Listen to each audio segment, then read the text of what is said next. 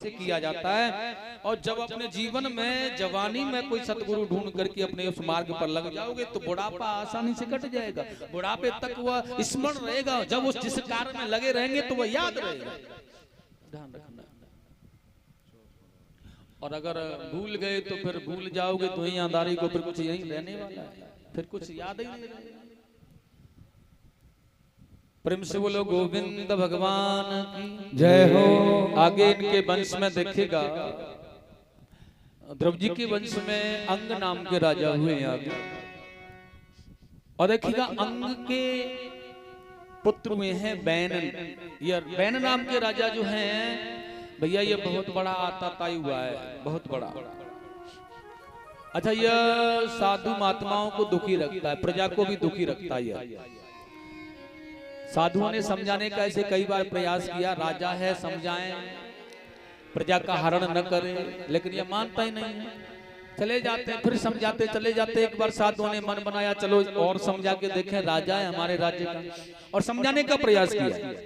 और जैसे ही राजा को समझाने के लिए ऋषियों ने कहा, तभी ऋषियों को आज कुटिल फटकारने लगा। वैसे भी कहा है भैया तुलसीदास जी ने, सठ सन विनय कुटल सन प्रीति और सहज कृपन सन सुंदर नीति। ये 60 लोग होते हैं ना, इन्हें इनकी भाषा में समझाओ तभी दिमाग में आता है, वैसे नहीं आता है। और सरल व्यक्ति को समझाने का प्रयास करो तो वह समझ जाएगा। जो पहले से समझा हुआ उसे क्या समझाओगे, और जो समझने का प्रयास ही न करे उसे क्या समझाना। जब सरल हो तो समझाओ। जिसका अच्छा गागर खाली हो तो उसमें कुछ भरो, अगर भरी हुई है तो क्या उसमें भरो।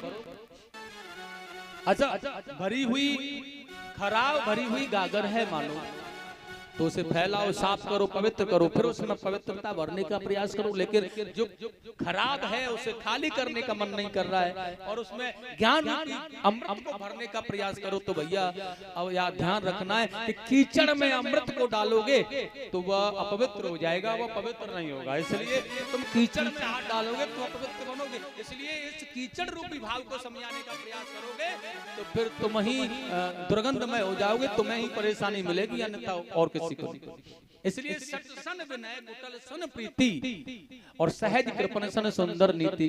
जो अच्छे लोग हैं उनके साथ सुंदर व्यवहार करो, और जो कुटिल हैं, इनके जो सट हैं, उनको तो उसी भाषा में समझाने का प्रयास करो, तभी दिमाग में आता है। पहले उनको उनकी भाषा में समझाओ, और जब उनकी भाषा में समझाओगे, जब दिमाग सही आएगा, उनका स्तर होगा, तो फिर उस ज्ञान गंगा का अमृत पिलाने का प्रयास करो, अगर समझ जाए तो। अब साधु महात्मा तो उन्हें बार बार ज्ञान के अमृत को, मतलब बेकार गागर, सड़ी हुई गागर में अमृत पिलाने के लिए जा रहे हैं तो कैसे भर जाए। इसलिए आज देखिएगा, वही कह रहा है राजा महात्माओं को जो समझाने का प्रयास कर रहे हैं, जो ज्ञानमयी अमृत पिलाना चाहते हैं, उनसे कहने लगा, मूर्ख ऋषियों, तुम रोटी मेरे राज्य में रह करके मेरे राज्य की खाते हो, भोजन मेरे राज्य में करते हो, अच्छा भजन किसी और का करते हो। राजा के राज्य में भोजन खाते हो, सब कुछ राजा ही का तो होता है। उन्होंने कहा मेरा खाते हो, भजन किसी दूसरे का करते हो, मैं तुमसे कुछ नहीं कहता, जबकि मेरा खाते हो तो भजन मेरा करना चाहिए। नहीं करते हो फिर भी कुछ नहीं कहता हूँ, ये इतना कम है क्या? फिर भी तुम मुझे उपदेश देने आ गए ज्ञानी मान करके, इसलिए जाओ यहाँ से। अब तो महात्माओं ने देखा ये तो बड़ा कुटिल है भाई, और देखिए बड़ा सुंदर महात्माओं को बड़ा कई बार समझाने का प्रयास किया ना, इसलिए बुरा भी लगा और क्रोध में आकर के श्राप दे डाला है। अरे ओ मूर्ख राजा, तू सट है, इसलिए तुझे सट की भाषा में समझाना पड़ेगा। और देखिए एकदम से श्राप दिया आज से, बालिसम बतयूयम वा अधर्म धर्म मानना। ओ अधर्मी, तू धर्म की नीति को मानने वाला नहीं है, इसलिए बड़ा सुंदर का है, ये प्रदत्तम पति हत्वा चारम पति मुपासते हन्यता हन्यता में पायम प्रकृति दारुण। ऐसा कह करके श्राप दे करके राजा को मार दिया, ऋषियों ने, मर गया बेचारा। और जब श्राप के कारण मर गया तो उसकी मां, बहन की जो मां थी ना, उसका नाम था सुनीता। और देखिए सुनीता अपने पुत्र के मरने पर उसके सबको, उसके मृतक शरीर को ना उसने छिपा लिया और किसी तेल में औषधियों से युक्त नाव में उसे रखवा लिया उसने। और राजा महाराजा लोग देखिए, राजा के चले जाने के बाद में प्रजा और दुखी होने लगी, क्योंकि अभी तक तो थोड़ा नियंत्रण था, राजा कष्ट देता था, लेकिन अब अनेक दुष्ट कष्ट देने लगे, चोर उचक्के बढ़ गए, जब जिसको चाहे लूट लें, जब जिसको चाहे बेइज्जत कर दें, जब जिसको चाहे जिसका धन हरण करके ले गया। जब तक तो राजा केवल दुराचारी था, अब नाना प्रकार के चोर उचक्के लूटने का प्रयास करने लगे। महात्माओं ने, साधुओं ने देखा भाई इस प्रकार तो नगर को बहुत बेहाल हो जाएगा, इस नगर का नाना प्रकार की परेशानी में प्रजा को देखा तो संतों को दया आ गई, और संतों को दया आई ना तो उन्होंने विचार किया है कि जो बैन था इसका शव अभी तक है, तो जाकर के उसके जंगा का मंथन किया तो काले रंग का निषाद पैदा हुआ। यहीं से निषाद जाति बनी है महाराज। और देखिएगा वो निषाद जंगल में चला गया भजन करने के लिए। उसने कहा भैया मैं ऐसे चक्कर में नहीं पड़ूंगा। उसके बाद में देखिए उसने जब ये चला गया जंगल में तपस्या करने के लिए, तो बैन की दाहिनी भुजा का मंथन किया गया। फिर उसके बाद में पृथु नाम के राजा, बड़े सुंदर भाव से पृथु का अवतार हुआ उससे, और उसके बाद बाही भुजा का मंथन किया तो अर्ची नामक कन्या निकली। इन दोनों का बड़ा सुंदर देखिए राज जब से किया है। ये भगवान के अंश अवतार हैं पृथु जी महाराज। और देखिए भगवान के अंश अवतार होने के साथ इन्होंने बहुत सुंदर राज्य अभिषेक देवताओं ने इनका आकर के किया है। बहुत अच्छी प्रजा, बहुत अच्छे प्रकार से अपनी प्रजा का कुशल या चाहने वाले राजा हैं। एक बार इन्होंने बहुत अच्छा सम्मेलन किया और अपनी प्रजा को बुला करके कहा भैया कोई परेशान तो नहीं है, लेकिन इनकी प्रजा आज जोर जोर से चिल्ला करके कह रही है महाराज हम बहुत परेशान हैं, आपके जैसा राजा होने के बाद भी हमें कष्ट मिल रहा है, परेशानी मिल रही है, हम बहुत परेशान हैं महाराज। पृथु जी ने पूछा कि आप क्यों परेशान हो? तो उन्होंने कहा कि हम भूखों मर रहे हैं। भूखों क्यों मर रहे हो? क्योंकि अन्न नहीं देती है आपके राज्य की पृथ्वी, हमें बहुत प्रयास करते हैं अन्न नहीं देती। महाराज पृथु जी ने देखा कि मेरी प्रजा भूखों मरती है और ये पृथ्वी मेरी प्रजा को अन्न नहीं देती, इसलिए उन्होंने कहा चिंता मत करो। और देखिएगा आज तुरंत ही धनुष को उठाया, बाण का संधान किया धनुष पर कि ये प्रजा की शत्रु है पृथ्वी, और जो प्रजा का शत्रु है वह राजा का शत्रु है, आज मैं इसका वध कर डालूंगा। और जैसे धनुष पर बाण का संधान किया, यह पृथ्वी गाय का रूप धारण करके उनके पास में आ गई। और देखिए ये गाय है ना, ये गाय ही पृथ्वी का दूसरा स्वरूप है गाय। जब जब पृथ्वी पर आपत्ति और संकट आया, इसने गाय का भेष धारण करके ही उस संकट को भगवान से जाकर के पहुंचाया और टालने का प्रयास किया। ये पृथ्वी और गाय में अंतर नहीं है, गाय ही पृथ्वी का दूसरा स्वरूप है, ध्यान रखना। तो ये बहुत अच्छे भाव में आज कह रही हैं पृथु महाराज से, गाय बनकर के पृथ्वी। और क्या कह रही हैं देखिएगा, कितना सुंदर लिखा है व्यास जी ने यार। प्रहरन्ति नवे स्तिषु कृतांगम स्वपि जन्तवः श्री कृष्ण गोविंद हरे मुरारे।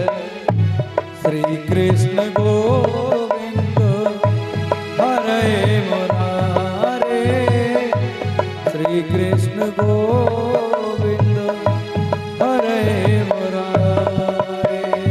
किमुतं त्वदित्यं राजनः करुणादीन वत्सला। श्री कृष्ण गोविंद हरे मुरारे। श्री कृष्ण गोविंद हरे मुरारे। श्री कृष्ण गोविंद हरे मुरारे मुरारे। हे नाथ नारायण वासुदेव। हे नाथ नारायण वासुदेव। हे नाथ नारायण वासुदेव। उन्होंने कहा है आप प्रहरंतिम नवै स्त्री कृतांगम स्वपि जंतवः।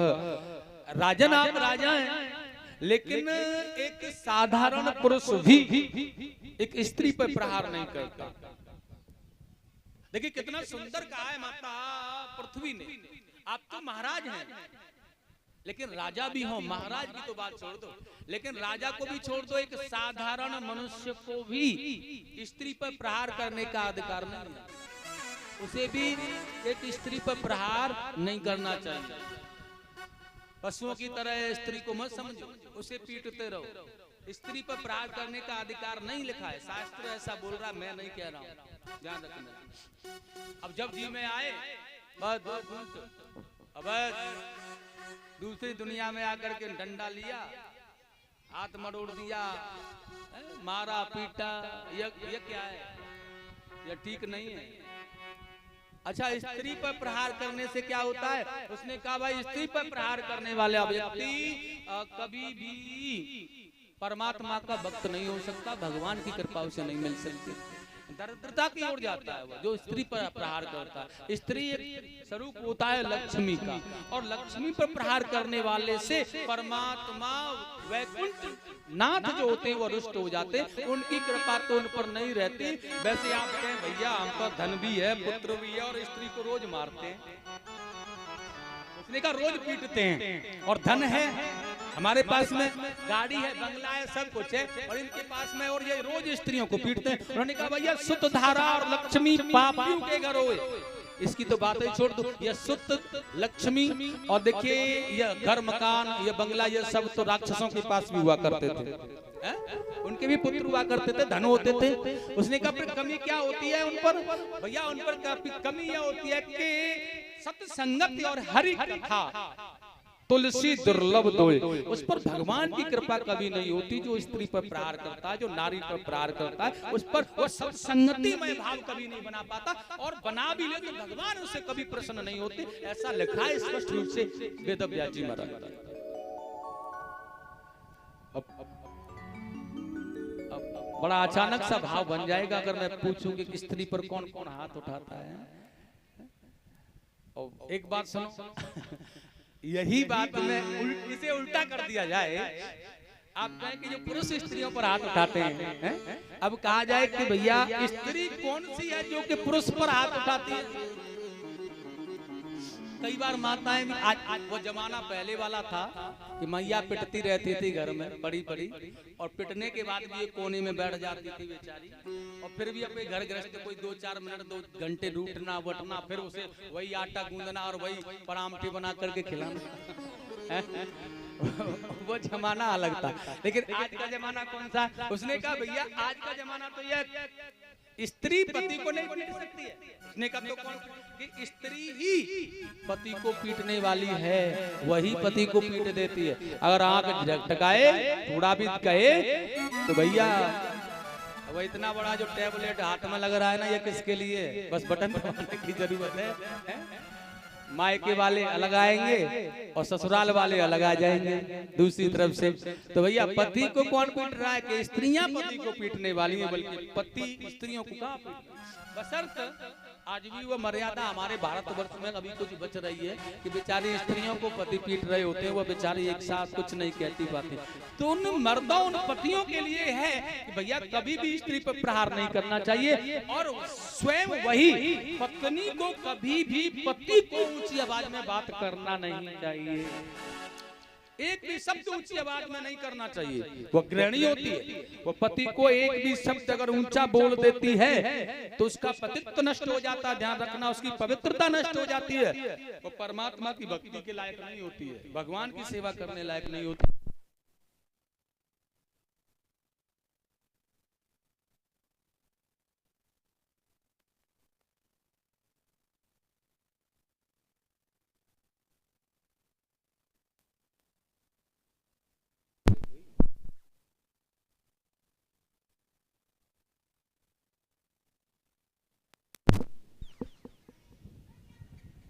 बोले गोविंद भगवान की।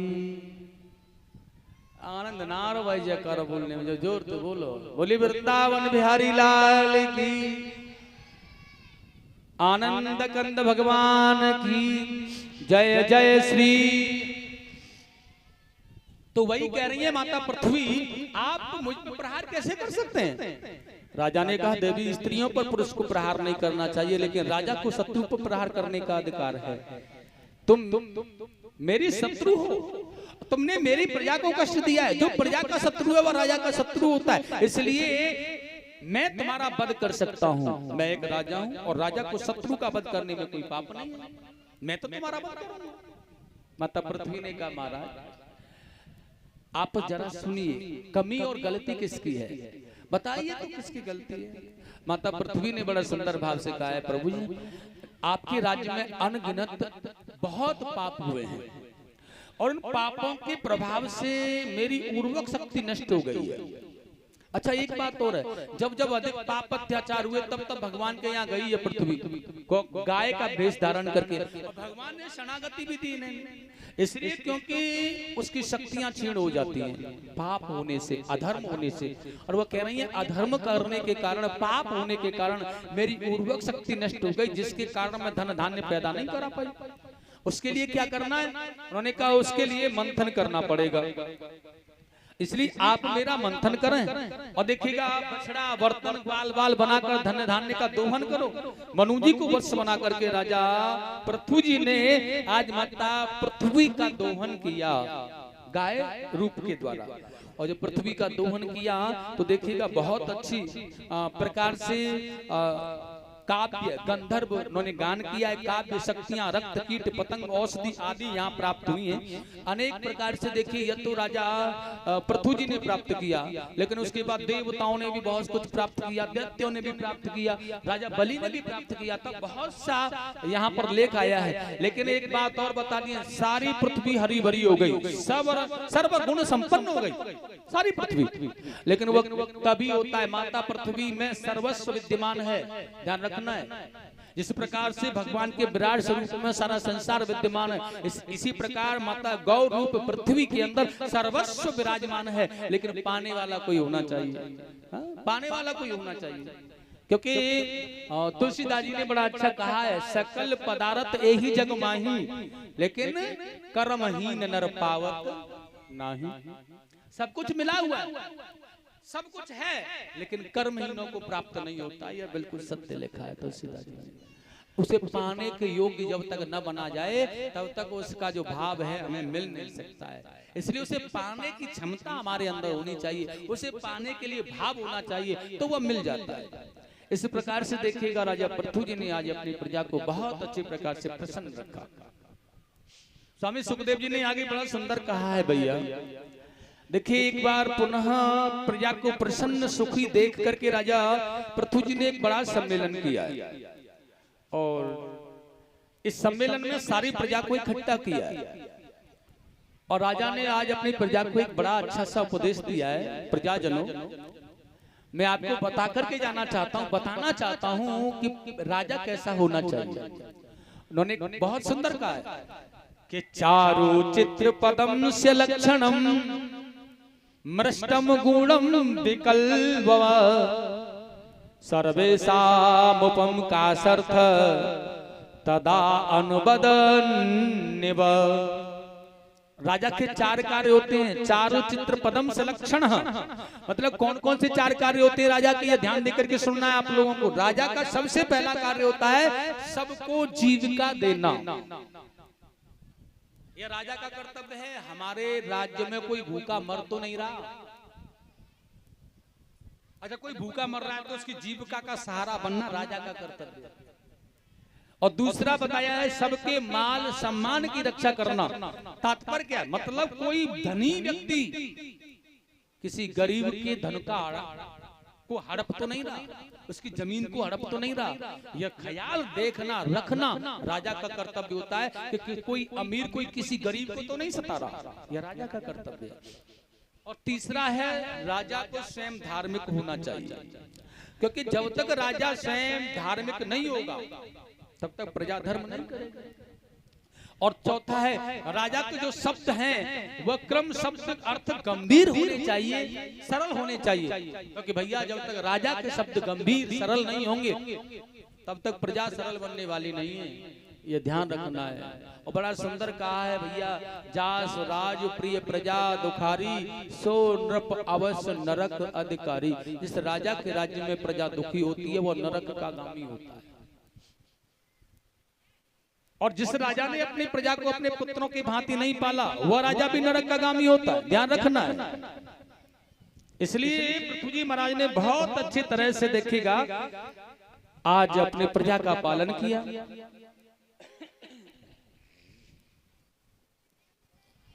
न साधयति मां योगो न साख्यम धर्म उद्धव, न स्वाध्याय तपस्त्यागो यथा भक्ति में मोर्जित।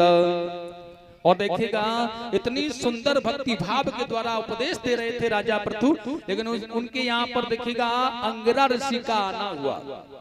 सनकादि ऋषि भी पधारे तो राजा को बड़ा अच्छा लगा है कि मेरे यहाँ साधु पधारे। और कितना सुंदर कहा उन्होंने महाराज, आधना अपते धन्या। महाराज वह गरीब ग्रस्त भी धन्य हो जाता है जिनके यहाँ पर संत पधारते हैं। और राजा कह रहा है कि आपने मेरे यहाँ पधार कर तो मेरे जीवन कृतार्थ कर दिया, और मैं जान रहा हूँ कि आप मेरे यहाँ पर पधारे हो तो मेरे जीवन का कल्याण करने आए हो, इसलिए मेरा मार्गदर्शन करो। और देखिए कितना सुंदर कहा उन्होंने मधुर वाणी में। जब राजा ने इस प्रकार से कहा सनकादि प्रसन्न हुए और बोले, राजन इंद्रिया प्राय विषयों में स्वाद लेने का प्रयास करती हैं, लेकिन इन्हें विषयों से हटा करके परमात्मा में श्री चरणों में लगाए रखने का प्रयास करना चाहिए। और बड़ा सुंदर कहा है, सबसे भगवत प्राप्त करने का सबसे सुगम मार्ग है भावमय भक्ति। अन्यथा और तो साधन जटिल हैं, कठिन साधन हैं। भगवान का भाव से भजन करते रहो, भक्तिमय हो करके। कटुता मत बनो, कठोर मत बनो, सरल बन करके रहो। ये सबसे सरल भगवान को पाने का सबसे सरल मार्ग है। सरलता की भक्ति का भाव उसमें जी करके भगवान का भजन करो तो भगवान जल्दी मिल जाते हैं। और बड़ा सुंदर कहा है, जप तप तीर्थ दान व्रत जोग यज्ञ आचार भगवत भक्ति अनन्य बिन जीव भ्रमित संसार।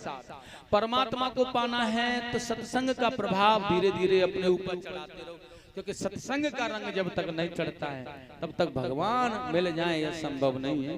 इसलिए अपने जीवन में सत्संग के माध्यम से वासनाओं का त्याग करो, काम क्रोध रोग मोह आदि को निकाल के फेंक दो, परमात्मा मिल जाएगा। इस प्रकार से देखिएगा आज पृथु जी महाराज ने कई प्रकार के यज्ञ अनुष्ठान आदियों को किया। वही पृथु जी हैं, इन्होंने भगवान से 10,000 कानों की स्मृति को मांगा था, हरि कृपा भगवान की कथा सुनने के लिए। इन्होंने गड्ढों को ठीक करा करके पृथ्वी को समतल कराया था, बड़े बड़े यज्ञ अनुष्ठानों को किया था। देखिए 99 यज्ञ अपने जीवन में इन्होंने पूरे कर लिए थे। 100वां यज्ञ करने जा रहे थे, इंद्र इनके अश्व को चुरा करके ले गया था। इनका पुत्र विजितवास ने जाकर के उसे मारने का प्रयास किया, लेकिन भगवान ने सब अवसर पर आकर के रोका। और भैया भगवान ने आकर के रोक करके ने कहा है, भैया जिस यज्ञ की प्राप्ति के द्वारा तू जिसे पाना चाहता वो तेरे समक्ष खड़ा है, पर यज्ञ न करे तो कोई बड़ी बात नहीं है। इसलिए देवताओं के लिए छोड़ दो प्रभु। और भगवान की आज्ञा मान करके देखेगा उन्होंने सर्वेश्वर भगवान की पूजा की और सबको छोड़ करके भगवान ने वरदान दिया। और देखिए तब जाकर के पृथु जी ने उन्हें 10,000 कानों की स्मृति का वरदान पाया कि मैं आपकी कथा और निरंतर भाव से सुनता रहूं, इस प्रकार का मुझे वरदान दे दो। देखिएगा ध्यान रखना है, एक ऋषियों ने पृथु जी को बताया था, भैया एक बार की बात है, एक गाड़ी की बनाई लीक पर एक काला कीट जा रहा था। तो पीछे से गाड़ी हॉर्न लगाती हुई आ रही थी। अब कीट जब निकल के जा रहा था तो ब्याजी महाराज का उनसे स्पर्श हुआ, माने उनसे ध्यान और उनसे बातें हुई। ब्याजी ने कहा, भैया भागे जा रहे हो, हमारा मन है कि कुछ थोड़ा सत्संग हो जाए। अच्छा, जैसा व्यक्ति होता है उसे वैसा ही करने का भाव प्रकट होता है, आदत सी में आ जाता है। ब्याजी ने कहा थोड़ा सत्संग हो जाए, कीटने का तुम्हारा दिमाग खराब हो गया, सत्संग हो जाए। पीछे से गाड़ी हॉर्न लगाती हुई आ रही है, मैं अपने प्राणों को बचाऊं कि सत्संग कर लूं। व्यास जी की तरफ देखा, भाई व्यक्ति तो बड़ा समझदार सा लग रहा है, लेकिन ध्यान नहीं, सत्संग करने का मन तो हमारा भी था, लेकिन गाड़ी पीछे से आ रही है। इतनी देर में पीछे मुड़ करके देखा तो गाड़ी ने आकर के उसे कुचल दिया और वह कीट मर गया। ऋषियों ने कहा वही कीट जाकर के एक गाय का बछड़ा बना। एक दिन व्यास जी वहां होकर के निकल के जा रहे थे, खूंटे से बना था। व्यास जी ने कहा ये तो वही कीट है। उसने बातें करने का प्रयास किया, क्योंकि वो तो कई भाषाओं में बात करते थे। उसने कहा मेरी समझ में कुछ नहीं आ रहा, तुम क्या बक रहे हो? सुनो, मेरी मैया आरती होगी, चुप करके, मेरा हो रहा है दूध पीने का समय, तुम यहाँ से जाओ। व्यास जी ने कहा ये ऐसे नहीं मानेगा। उनके ऊपर जैसे जल छिड़का और उसे अपना पूर्व जन्म याद आ, मैं कीट बनकर के गाय का बछड़ा बनाऊं। और उसने थोड़ा सत्संग किया। उसने कहा भैया हमारी मैया आ गई है, अब तुम जाओ। अब वो चले गए। थोड़ा ही सत्संग उनके जीवन में आया। वह किसी के यहाँ पर फिर मानव जीवन में आकर के शूद्र जाति में आ गया। और देखेगा कहीं चमड़ा साफ कर रहा था। व्यास जी वहां होकर के निकल के जा रहे थे। उन्होंने कहा भैया सत्संग करोगे क्या? उसने कहा चल चल अपना आगे काम देख, आगे बढ़, सत्संग करेगा। दिख नहीं रहा या जूते पे पॉलिश कर रहा हूँ और तू सत्संग की बात कर रहा है? तेरे साथ सत्संग करूं कि यहाँ पर अपने ग्राहकों को देखूं? व्यास जी ने कहा यह नहीं माना, यह सुधरा। व्यास जी ने कमंडल से जल लेकर उसके ऊपर छिड़का और उसे एक ध्यान आया, मैं एक कीट से बछड़ा बनकर के या मानव जीवन में सत्संग के पास आया। मैंने कहा थोड़ा सा सत्संग करेंगे अभी महाराज। थोड़ा सत्संग हुआ, उनके ग्राहक ज्यादा आते रहे तो फिर व्यास जी चले गए।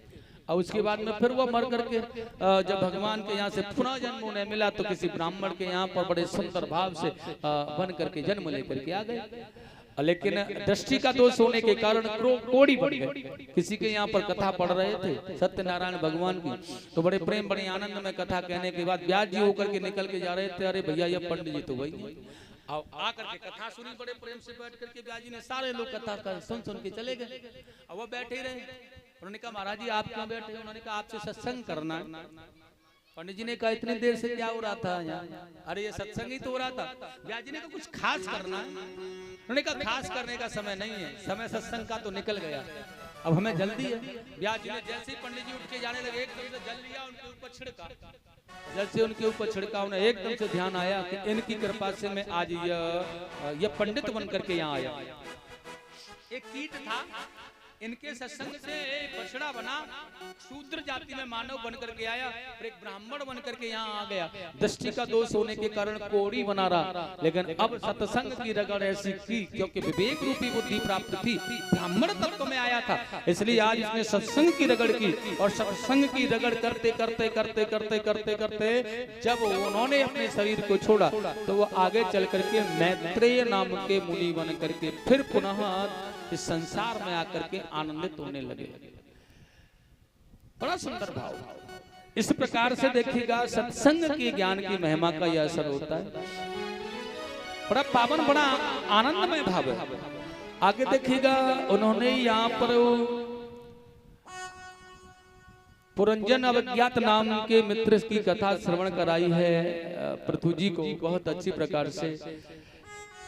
नारद जी का यह उपाख्यान बड़ा ही आनंददायक होता है, बड़े आनंदमय भाव के साथ में यह कथा परिपूर्ण हुई। और उसके बाद में पृथु जी ने इन सबको विदा किया और बड़े अच्छे आनंदमय भाव में आप स्वयं पृथु जी ने भगवान का ध्यान किया है और सत्संग की महिमा को आनंदमय मान करके बहुत करुणामय भाव से उन्होंने सत्संग पाया। 10,000 कानों की स्मृति से उन्होंने भगवान की गुणात्वाद को बखान करते करते अपने जीवन को यापन। प्रेम से बोलेंगे पृथु जी महाराज की जय हो, गोविंद भगवान की जय हो, जय जय श्री राधे श्याम। तो आगे परीक्षित जी ने प्रश्न किया है, आप हमें प्रेवत की वंश की कथा सुनाने की कृपा कर।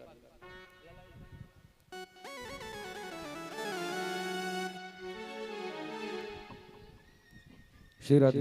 आइए 2 मिनट हरि संकीर्तन।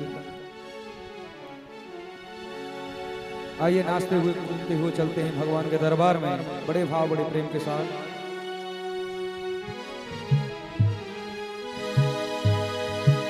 मुरली बाजी श्याम की और करें गुजरिया सो।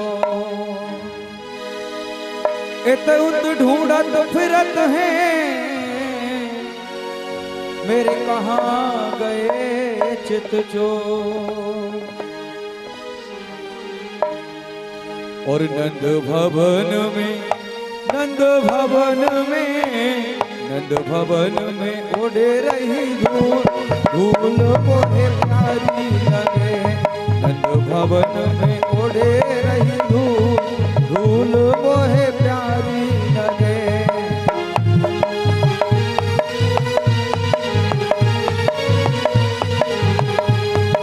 प्यारी लगे बड़ी प्यारी लगे।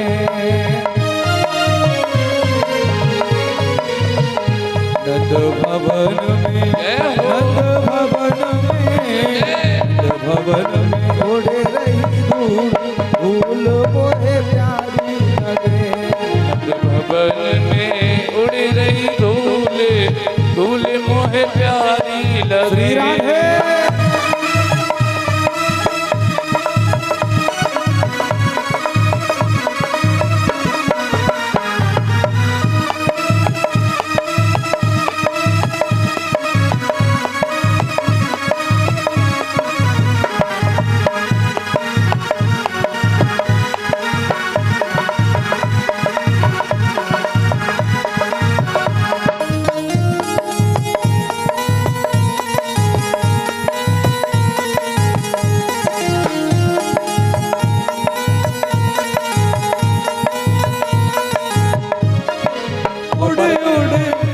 परीक्षित जी महाराज आंखें ऊपर खोल के बैठो जरा। परीक्षानी थे कह दो इशारा करके ना कौनी को खड़ी है जाए।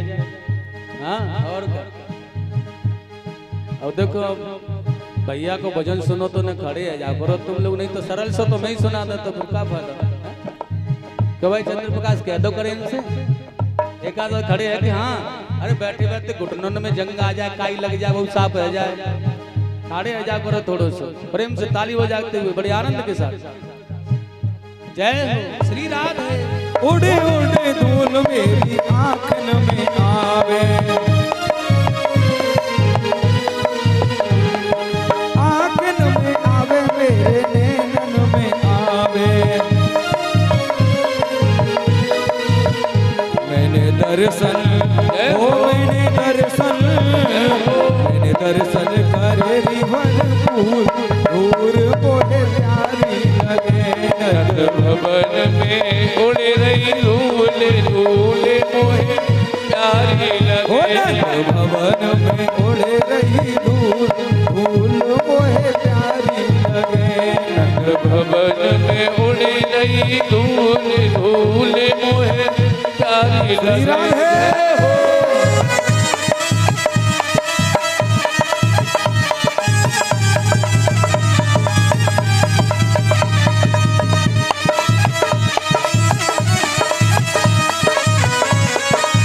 ताली बजा के हरि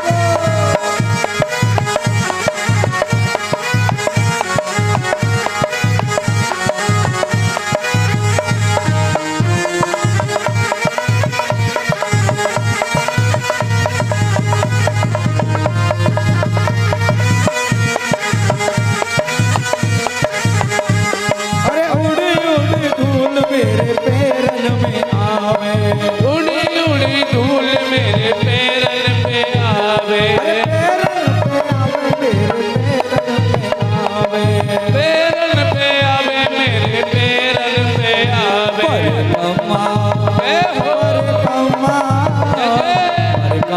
लगाई भरपूर धूल मोहे प्यारी लगे।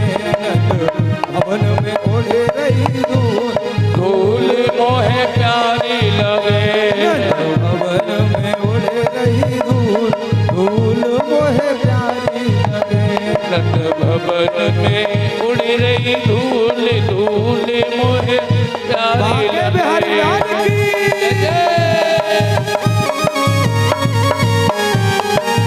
श्री राधे।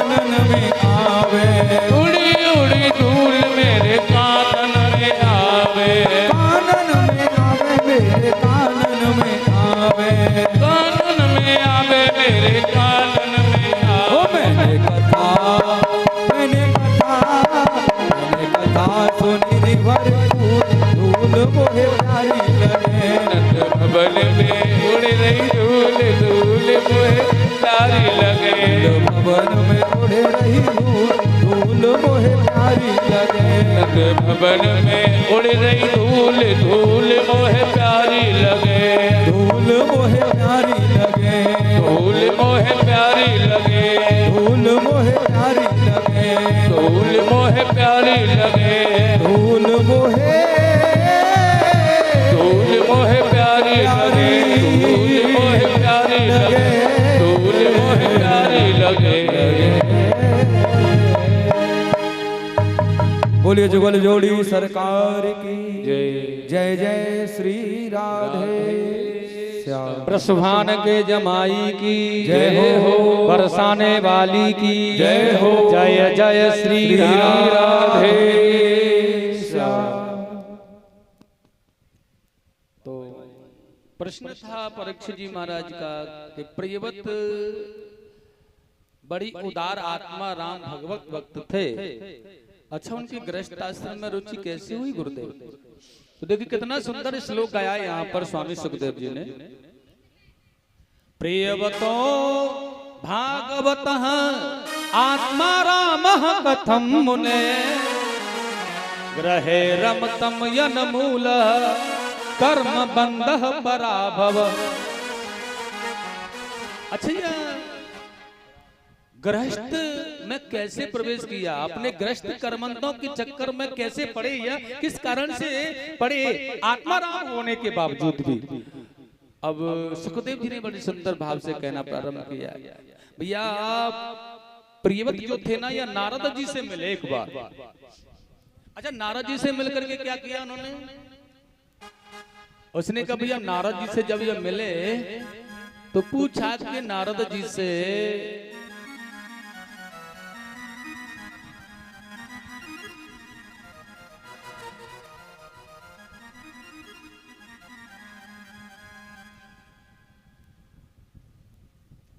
अच्छा, ऐसे कल से मैं अगर लेट कथा कहने के लिए आऊं तो मेरी तरफ शब्द हो कि देखोगे तुम? हाँ, अरे जाकर के करनी नहीं पड़ेगी, अच्छी बात है।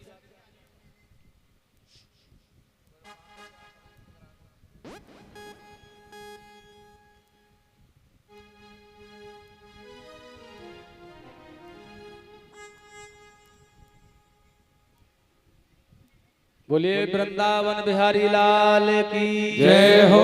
जय जय Shri Radhe. Radhe. Hello hello hello. Priyavrat ji महाराज के विषय में बताया जा रहा था। देखिए, प्रियव्रत जी नारद जी से मिले और बात भी है भाई, किसी भी प्रकार के व्यक्ति के पास में जाओ, जैसे डॉक्टर के पास में जाओगे वैसी दवा मिल जाएगी।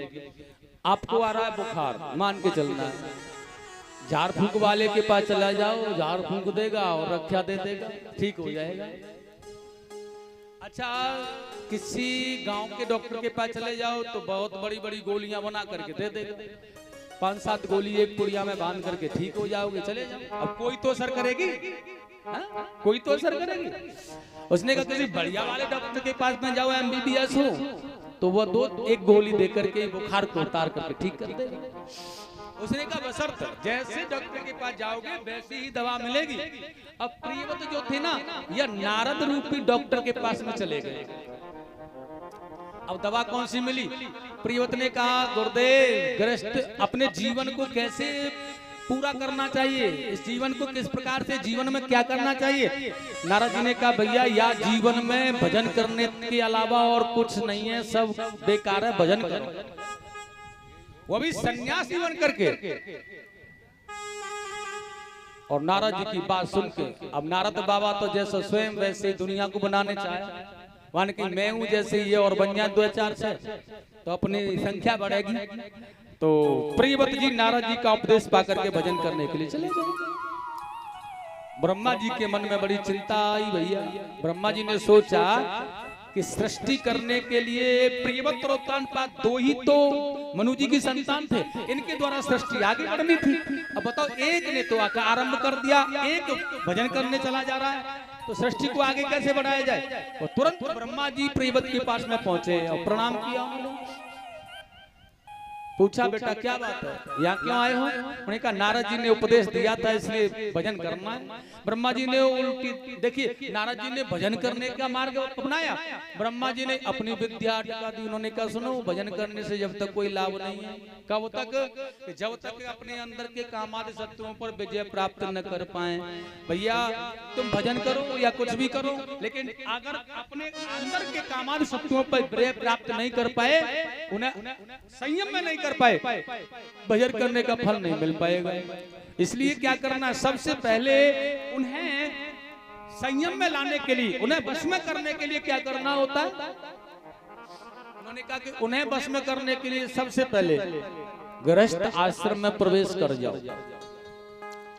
और देखिए गृहस्थ आश्रम में प्रवेश करके अपने सदगुरु की कृपा से किसी आनंदमय जीवन साथी की खोज में लग जाओ। भगवान से प्रार्थना करो, तुम क्या खोजोगे कि हमारे जीवन में, जैसे कि करदम जी ने अपने जीवन साथी के लिए प्रार्थना की भगवान से, है ऐसे ही अपने जीवन साथी के लिए भगवान से प्रार्थना करो साहब, तो कोई ऐसा जीवन साथी हमारे हमें मिले जिससे कि हमारा जीवन सरल बन जाए।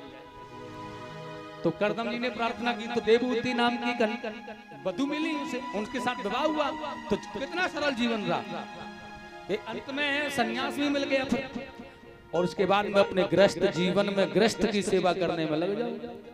अच्छा, गृहस्थ में रह करके फिर जब अपने गृहस्थ जीवन के कर्तव्य कुछ कम होने लग जाए, बच्चे हो जाए, बच्चे पढ़ जाएं, लिख जाएं, शादी विवाह हो जाए, तो फिर गृहस्थ की जिम्मेदारियां कुछ कम हो गई हैं, और धीरे धीरे उसी गृहस्थ में रह करके भगवान का निरंतर भजन करते रहो सदगुरु की कृपा से, और भजन करते करते करते करते फिर अपने कामाद शत्रु जो हैं इन पर अंकुश लगाने का प्रयास करो। आप कहें कि एक साथ लगाना तो संभव नहीं है। बड़े बड़े बलधारियों ने काम को संयम करने का प्रयास किया, लेकिन कोई न कर पाया। इसलिए धीरे धीरे धीरे धीरे अपने पारिवारिक संबंधों में रह करके उस काम वासना पर नियंत्रण कर दो। धीरे धीरे धीरे धीरे करते करते करते करते एक दिन होगा कि आप वासना युक्त हो जाओगे, वासनाओं से परे हो जाओगे और आप पवित्र हो जाओगे। फिर क्या है, फिर तो जब इंद्रियां प्रसन्न हो जाएंगी, वासनाओं से परे जीव हो जाएगा, तो फिर किसी जंगल में जाने की आवश्यकता ही नहीं पड़ेगी, घर ही हरिद्वार हो जाएगा, घर ही हरिद्वार हो जाएगा।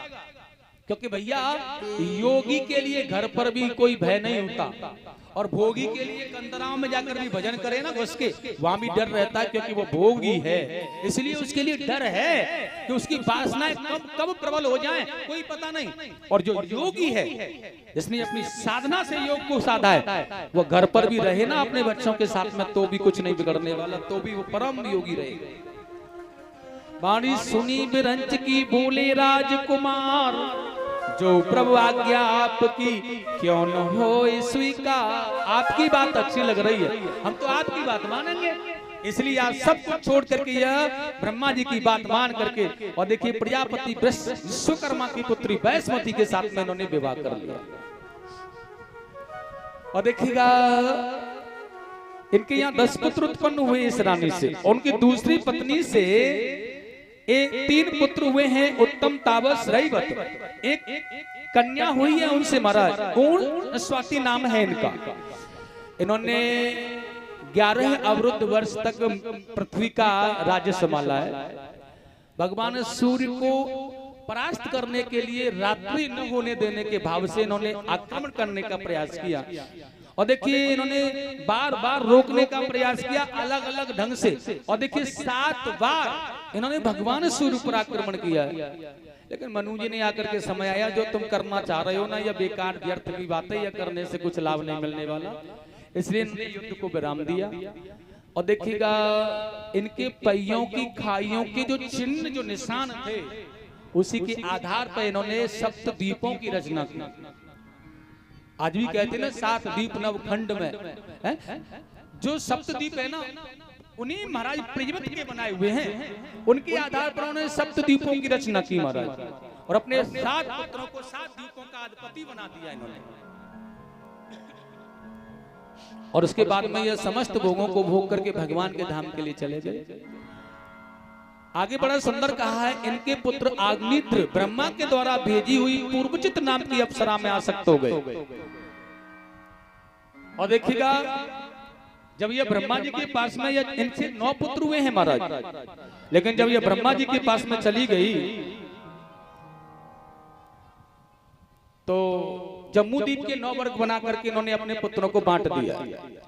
लेकिन बड़ा सुंदर कहा है भैया, इन्हीं के पुत्र नाभि ने मेरु देवी से ऋषभ देव जी को उत्पन्न किया है। ये बहुत ही आनंद मग्न हुए, बड़े आनंद के दाता हुए हैं, ये बड़े पावन हुए। और देखिए ऋषभ देव को भगवान का अंशावतार माना गया। प्रेम से बोलेंगे ऋषभ देव भगवान की जय हो, आनंद कंद भगवान की जय हो। और देखिए जब भगवान का अवतार हो तो थोड़ा सा हरि कीर्तन हमें करना ही चाहिए। प्रेम से थोड़ा सा बोलेंगे बड़े आनंद के साथ।